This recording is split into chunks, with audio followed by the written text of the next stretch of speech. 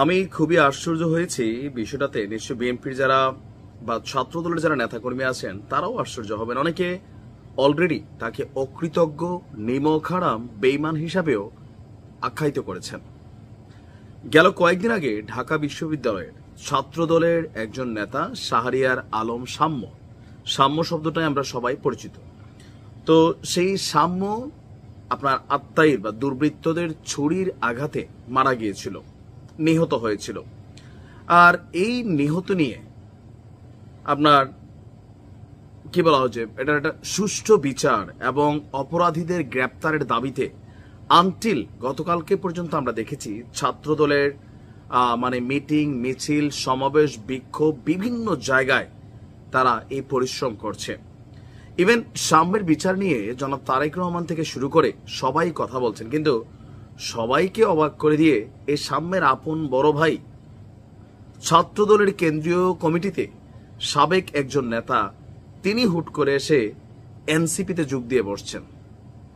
এটা আসলে কিন্তু রাজনীতির সৌন্দর্য হলেও বিএনপির কাছে এটা একটা বড় ধরনের ঝটকা।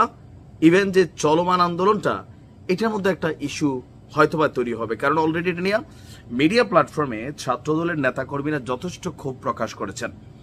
দর্শক, সাম্যর বড় ভাই সর্দার আমিরুল ইসলাম সাগর, তিনি জাতীয় নাগরিক পার্টি এনসিপিতে গতকালকে যোগ দিয়েছেন। রোববার গঠিত এনসিপি ঢাকা মহানগর উত্তর সমন্বয়ক হিসাবে যে কমিটি আছে সেখানে তাকে সদস্য করা হয়েছে।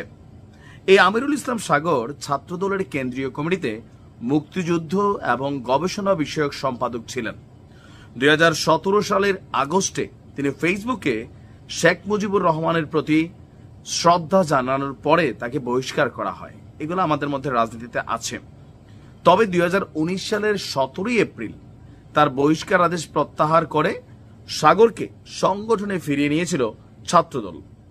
ঢাকা বিশ্ববিদ্যালয় এফ রহমান হল ছাত্রদলের সাহিত্য এবং প্রকাশনা সম্পাদক সাম্য গত 13 মে যখন সোহরাওয়ার্দী উদ্যানের মুক্তমঞ্চের পাশে নিহত হন, আর এর দাবিতে যে আন্দোলন অব্যাহত রেখেছে ছাত্রদল, তো সেই ঘটনায় একজন মূল ভূমিকাকারী ছাত্রদলের সাথে হিসাবে তিনিও কিন্তু অংশ নিয়েছিলেন ভাইয়ের হত্যার বিচারের জন্য। সমকালকে প্রকাশিত গণমাধ্যম সমকালে সাগর বলছেন, 2019 সালে ছাত্র রাজনীতি ছাড়ার পর থেকে আর কিছুতেই ছিলাম না। জিয়াউর রহমানের আদর্শের জাতীয়তাবাদী রাজনীতিতে বিশ্বাস করি। আমার বাবাও ছাত্রদলের প্রতিষ্ঠাকালীন নেতা ছিলেন। গতানুগতিক ধারার বাইরে গিয়ে জাতীয়তাবাদের রাজনীতি করার প্রচেষ্টা হিসাবেই এনসিপিতে আমি যোগ দিয়েছি। আর এই জিনিসটা সবাইকে খুবই আশ্চর্য করেছে। এখন এটার আসলে কারণ কি? তিনি কি বিএনপির উপর গোস্বা বা ছাত্রদলের উপর গোস্বা? বিষয়টা দুইটা কারণ হতে পারে। একটা কারণ, যেমন ধরেন এই মুহূর্তে বিএনপি আগামী দিনে ক্ষমতায় আসবে, নির্দিষ্ট কিছু পদ পদবীর জন্য হাজার হাজার মানুষ উৎপেতে আছে, অপেক্ষা করছে।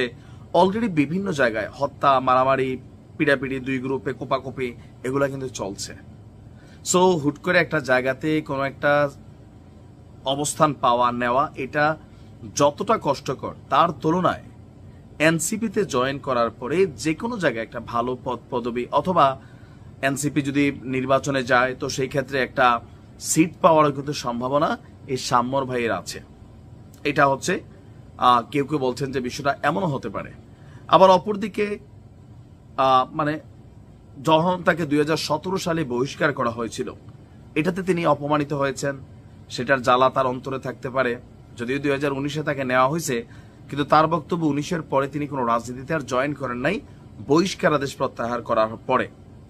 তো সেই জায়গা থেকে হতে পারে ভেতরে কোনো ক্ষোভ, গোস্বা। তবে ছাত্রদলের নেতাকর্মীরা বলছেন যে যার জন্য করলাম চুরি সেই বলছে চোর। তবে তিনি চোর না বললেও এই কাণ্ডটা সারা বাংলাদেশকে অবাক করে দিয়েছে। এখন এটা কিভাবে ঘটলো, কেন ঘটলো, কি হইল, সেটা হয়তো সময় বলে দিবে। ভালো থাকুন।